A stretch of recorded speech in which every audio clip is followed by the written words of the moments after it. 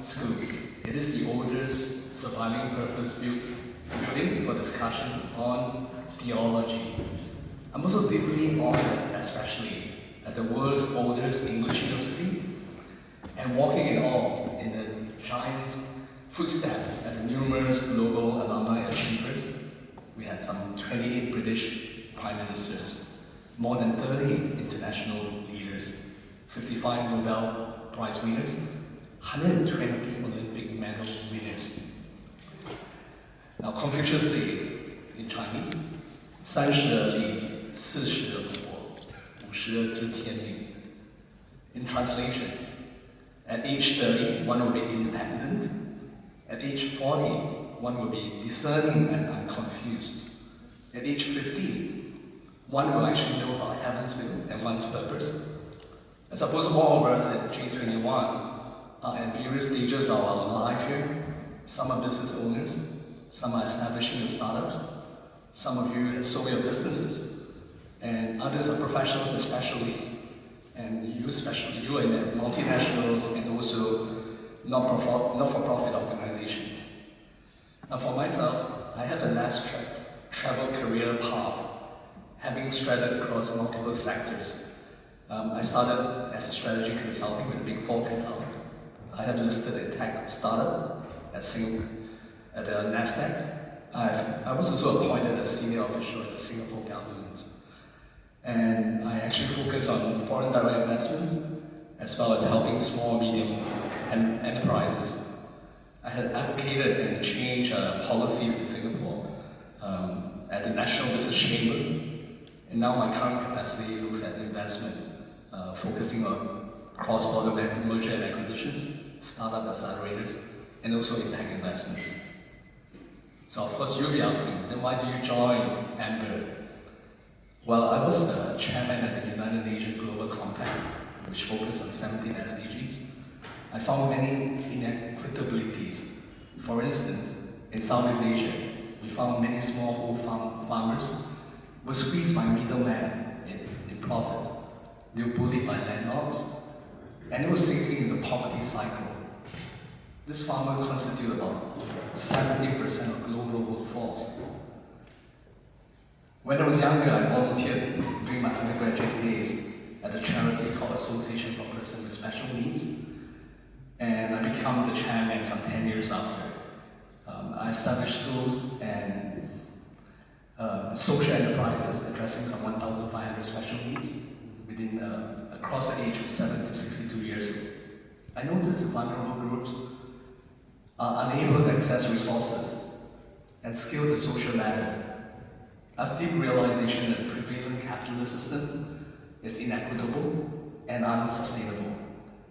So the current system perpetuates a broad resource allocation gap reflected in the Oxfam Inequality Index and also the Gini coefficient.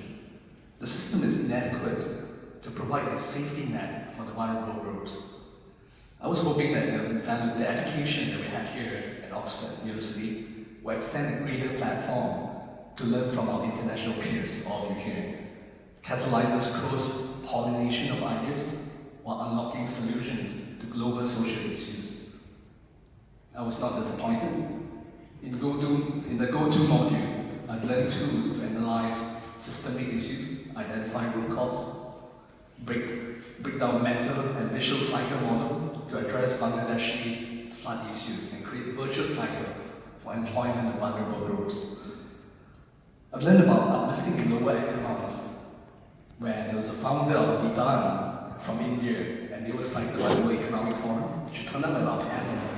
She actually quipped that the worst interference she encountered were management consultants and Ivy League MBA students.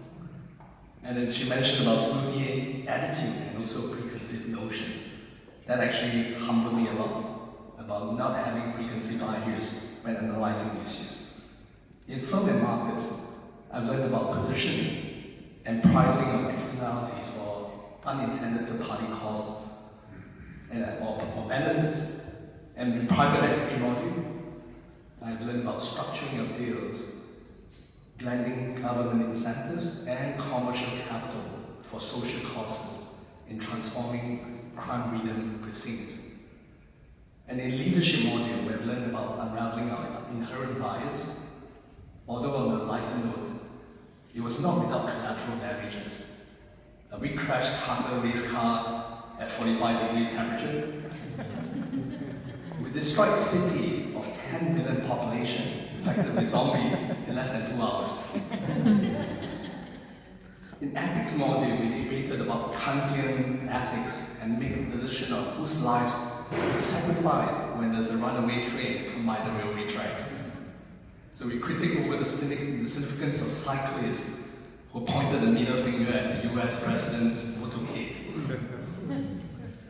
In strategy module, we unraveled beyond pastel, SWOT, but learned creativity of cosmates who were creatively looking out at the shadow of landism from the lecturing professor. If you remember, the professor looks like. Well, on a former note, and just last night, and many of you who joined us last night, we learned and unraveled latent talents within our cohort of Italian opera singing,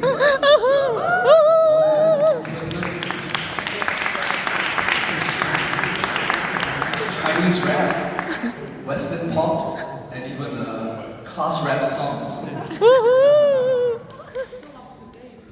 On a former note, ASEAN Business School focuses on tackling complex world-scale challenges. Just last month, World Economic Forum hosted a meeting at Davos, which the theme is on history at a turning point, government policies and business strategies. The J21 cohort is matriculating at Oxford amidst unprecedented era. Numerous global challenges of COVID-19 pandemic, US-China trade war, Russia-Ukraine war, financial disruption, and even the crash of the unimaginable stable cryptocurrency coins. We are at a historical crossroad, but with much unresolved situations. I believe the EMBA program is a platform to catalyze our collective competence to ignite and spread significant impact to illuminate and advance mankind. Reminded by the university's motto, Dominus Illuminatio Mea, which means the Lord is my light, I've learned where God uses the most unlikely everyday hero, like David, a shepherd, to defeat the monstrosity, towering problems like Goliath. On a daily basis, I reminded myself to search for small place left by God as ready solution to challenges.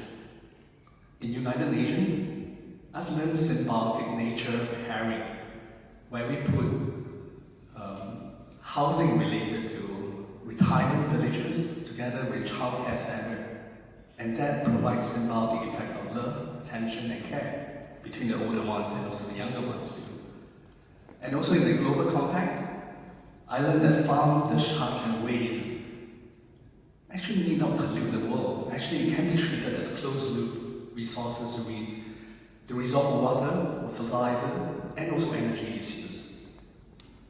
Then, why did the world not resolve these issues, focusing on the triple bottom line of people, planet, and profit? Is it because MBA schools are focusing on the higher graduates' salaries and skill rankings? Is it because MBA graduates were busy focusing on debt restructuring, better profits, and public listing? Or is it because our MBA learning has become an elite and trappings that we found on those who do not understand the cliche jargon of concepts like business finance and private equity modules? Or did we simply stop dreaming? While I was in the Association for Persons with Special Needs 10 years ago, I was touched by a testimony I read. A 15-year-old intellectually challenged student wrote to me, and he wrote, "Hi, I'm Yu Xiang," that's her name. "I have a dream. I hope to be a sushi chef someday. But given my condition, I dare not even dream." It was a humble dream, but unrealized because of her disabilities. She's mentally challenged. I recently received a message 10 years after. She wrote, "Dear Victor, I became a sushi teacher at your special needs school. Anyone who wants to learn deserves a chance. Anyone who wants, it doesn't matter if she has the disability, it is the attitude that matters.